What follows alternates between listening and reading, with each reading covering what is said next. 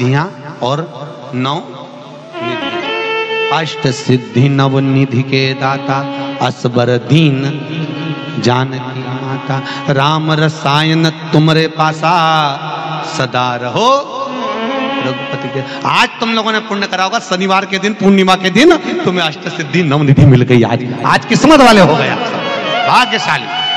अष्ट सिद्धियां नव निधियां प्राप्त हो गई। गाते गाते पूरी जिंदगी हो गई थी, रोज हनुमान चालीसा पढ़ते थे, रोज बोलते थे अष्ट सिद्धि नव निधि की दाता। अष्ट सिद्धि थी कौन सी, नव निधि थी कौन सी? बच्चे पूछे तो बता तो सकते हो कि अष्ट सिद्धि ये है, नव निधि ये है, और किस किस चीज का क्या क्या लाभ है। अष्ट सिद्धि मालूम है? अरे जल्दी बोलो, नहीं मालूम? लिखना चालू करो वापस। अष्ट सिद्धियां, पहली अणिमा, दूसरी महिमा, तीसरी गरिमा। अष्ट सिद्धियों में पहली अणिमा, दूसरी महिमा, तीसरी गरिमा। ये हनुमान जी महाराज की जो अष्ट सिद्धियां हैं, इन सिद्धियों के लिए आपको ज्ञात होना चाहिए, हनुमान जी महाराज के जब घर में तुम रोज हनुमान चालीसा का पाठ करती हो, आज एक दिन हो गया, कल दूसरा दिन हो गया, तीसरा दिन हो गया, कैलेंडर में जो पंचांगो कैलेंडर हो, उस कैलेंडर में एक निशान बनाकर रखो कि आपके 108 जब पाठ पूरे हो जाएं, तब 108 बाती आप हनुमान जी महाराज की इन अष्ट सिद्धियों के नाम से लगा दीजिए। जिंदगी में आपका कभी बाल बांका नहीं हो सकता और आपकी उन्नति को कोई रोक नहीं सकता, यह पक्का है। अष्ट सिद्धियां नवनिधियां 108 जब हनुमान चालीसा के पाठ हो जाए। और कभी कभी व्यक्ति के जीवन में ऐसा भी होता है कि भाई उसको बहुत तकलीफ आ जाती है कि मेरी दुकान नहीं चल रही, व्यापार नहीं चल रहा, मेरे साथ अच्छा नहीं हो रहा, मेरे को तकलीफ आ गई, शनि बढ़ गया, ये हो गया, ढैया हो गया, 7.5 हो गया, बड़ा तकलीफ, कहीं गिर रहा, कहीं पड़ रहा। तो उस व्यक्ति को 108 पाठ एक साथ कर लेना चाहिए। आज बैठा सुबह से शाम तक 108 पाठ करके और फिर ये अष्ट सिद्धियों की बाती लगा दे। पर अष्ट सिद्धियों की जो बाती लगती है घृत में है, घी घृत, अष्ट सिद्धि। तो ये बाती, तो पहली अणिमा सिद्धि, दूसरी महिमा, तीसरी गरिमा, चौथी लघिमा, चौथी है लघिमा, पांचवी प्राप्ति, पांचवी क्या है? प्राप्ति। छठी प्राकंभ, छठी है प्राकंभ। सातवीं है ईर्षत्व, ईर्षत्व, और आठवीं है वशिष्व, आठवीं है वशिष्व। ये हनुमान जी महाराज की 8 सिद्धियां और 9 निधियां।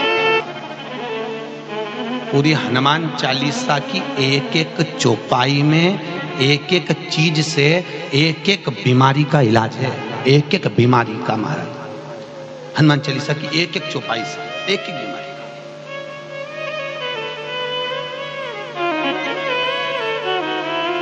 हमारे जीवन को हम चौपाइयों के क्रम से एक एक शब्द का भान करें कि वो उससे हमें प्राप्ति क्या है। अष्ट सिद्धि नवनिधि किस जगह पर स्कंद जी दे रहे हैं? नवनिधियां जहां पर सेतु बंद हुआ, जहां पर सेतु। तो आप रामेश्वर जाएं, पुराने डाकघर के पास में आज भी 9 शिलाएं नवनिधि के लिए स्कंद देव ने वहां विराजमान करी थी। वहीं हनुमान जी महाराज ने जलपान करा था, वो स्थान आज भी विराजमान। आज पुराने गांव अभी बैसाख का महीना पड़ेगा, उस बैसाख के महीने में मात्र अगर 5 बेलपत्र और मट्टी के पात्र में रखा हुआ जल, मट्टी के पात्र से मतलब है कलश, जो माटी का जो कलश होता है आपके घर में जो रखा हुआ है, ये जरूरी नहीं है कि वो नया ही खरीदना पड़ेगा। आवाज सेट नहीं है। ये जरूरी नहीं है कि वो आपको नया ही कलश खरीदना है, नया ही आपको लेकर आना है, या नया ही आपको लेकर आओ।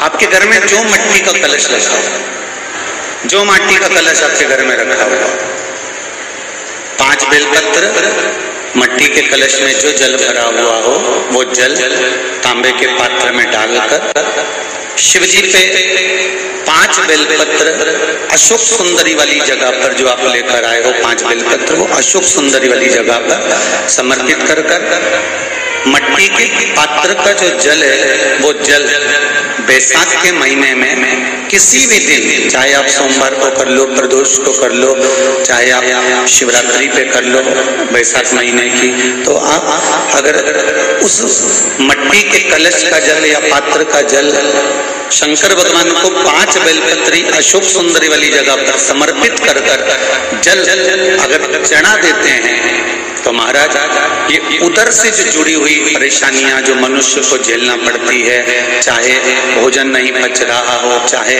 उदर में पत्थरी हो रही हो, या कोई अनेक परेशानियां जो उदर से जुड़ी हुई होती है, बैसाख के महीने में अगर प्रतिदिन मट्टी के पात्र का जल शिवजी को समर्पित करा जाता है तो उदर से जुड़ी हुई सारी समस्याएं अपने आप धीरे धीरे समाप्त होने लगती। बेलपत्री की जड़ के नीचे, बेलपत्री के वृक्ष के नीचे 1 लोटा पानी चढ़ाने का नियम बना।